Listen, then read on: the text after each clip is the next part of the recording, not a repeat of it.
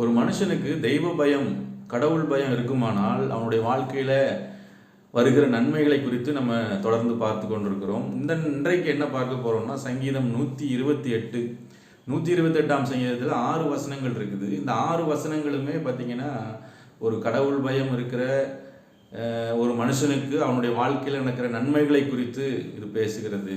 அதில் முதலாவது வசனத்தில் நம்ம பார்க்கும்போது, கர்த்தருக்கு பயந்து அவர் வழிகளில் நடக்கிற மனுஷன் இவனோ அவன் பாக்கியவான் என்று அந்த சங்கீதம் ஆரம்பிக்கிறது. அப்போ கர்த்தருக்கு பயப்படுகிற பயம் ஒருத்தனுக்கு இருக்குமானால் அவனுடைய வாழ்க்கை நிச்சயமாகவே தேவனுடைய வசனத்தின்படி இருக்கும். அதுதான் அந்த வசனம் சொல்லுது, அவர் வழிகளிலே நடக்கிற மனுஷன். கர்த்தருக்கு பயப்பட்டு அவர் வழிகளில் நடக்கிற மனுஷன் எவனோ அவன் பாக்கியவானா ஆசீர்வதிக்கப்பட்டவன் என்று சொல்லி அர்த்தம். அப்போது ஒரு மனுஷனுடைய வாழ்க்கை ஆசீர்வாதமாக இருக்கிறதுக்கு இது ஒரு காரணமாக இருக்கிறது. தெய்வ பயம் ஒரு மனுஷனுக்கு ரொம்ப ரொம்ப அவசியம். அது இன்றைக்கு இல்லாத காரணத்தினால தான் இன்றைக்கு அநேகருடைய வாழ்க்கையில் நிறைய தவறுகள் நடக்குது, மீறுதல் நடக்குது, அக்கிரமங்கள் நடக்கிறது, பாவங்கள் நிறைய நடக்கிறதுக்கு காரணமும் இந்த தெய்வ பயம் இல்லாத ஒரு தன்மை.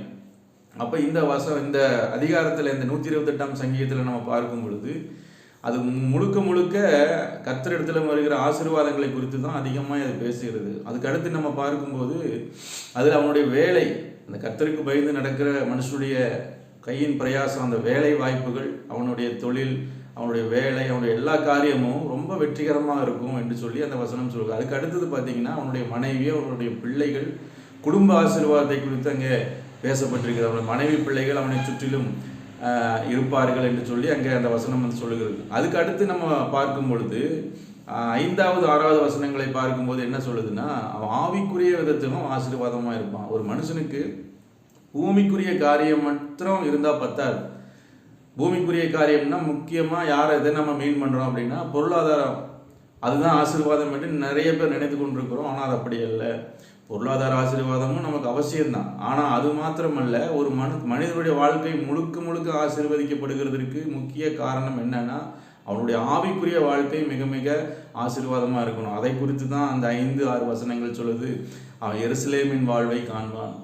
அப்போது ஒரு மனுஷனுக்கு ஆவிக்குரிய ஆசீர்வாதங்களும் முக்கியம். அது இருக்கும் பொழுது தான் இந்த பூமிக்குரிய ஆசீர்வாதம் நமக்கு அது நிறைவாக இருக்கும், அதை அனுபவிக்க முடியும்.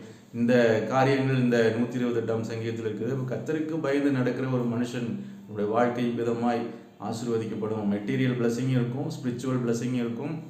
God bless you. மீண்டும் நாளைக்கு சந்திப்போம். Have a good day.